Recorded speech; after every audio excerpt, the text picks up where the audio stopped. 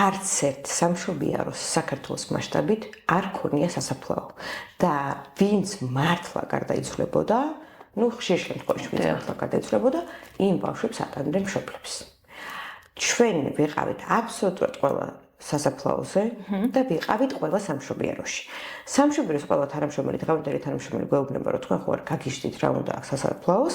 სასაფლაოზე გვეუბნებიან, რომ ჩვენ არ ქონია არც ერთ ტერიტორიაზე ბავშვის სასაფლაო. ერთადერთი არის აფრიკაში ვალეს სასაფლაო, სადაც ნარჩენები, ასე ვთქვათ, იგრძელება არანაირი შვილ ბავშვის სასაფლაო არ ყოფილა საქართველოში.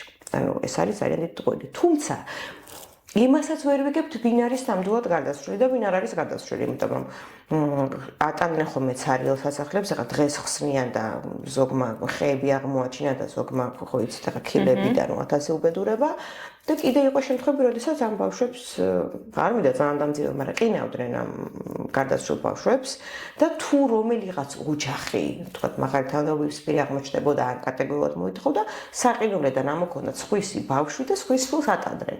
ანუ რეალურად მათთვის მნიშვნელობაც არ ქონდა იმას, რომ მაღალი თანამდებობის პირი არა, თუ არა, თქმა უნდა. თუ იყო რაღაც შეკვეთა, ხო?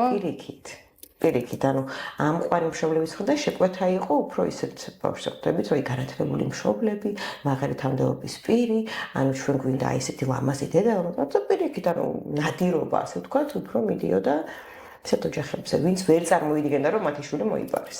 ხო, მაგრამ მშობლებს არ უჩნდებოდათ ეჭვები ამ ყველაფერთან დაკავშირებით? აი ეს არის ყველაზე დიდი კითხვის ნიშანი, რომელიც როგორ ერთი მაინც არ ჩაეძია ამ საქმეს, ან თუნდაც ის რომ შვილი ჯანმრთელი იყო, პირველივე დღეს ეუბნებოდნენ, რომ გარდაიცვალა. მესამე დღეს. ხო, მაგრამ დედა ხო ხედავს ჯანმრთელ შვილს და მე როგორ არ უჩნდება ეჭვი, ის თუ გარდაიცვალა, როგორ შეიძლება რომ ამ საქმეში არ რთულია ძალიან ემოციურადაც რთული ამბავია, რომ იყო არ გაჩნდეს შემთხვევა ირმა მახარაშვილი, ესეთი ქალბატონი, რომელიც ახლა ამერიკაში ცხოვრობს, რომლის მეუღლეც იყო ერისიონის მუსიკოსი და არაერთი გადაცემა გვაქვს ირმას გაკეთებული, მისი ქმარი არ იყო საქართველოში წასული იყო გასტროლზე და როდესაც მან გააჩინა ტყუპები, ჯერ ერთ ბავშვზე უთხრეს, რომ გადაყავდა სხვა საავადმყოფოში, ვითომ დაცუდად იყო მეორე ბავშვზე და ირმას ოჯახი რომ მივიდნენ, ირმასმა დაიჭირეს.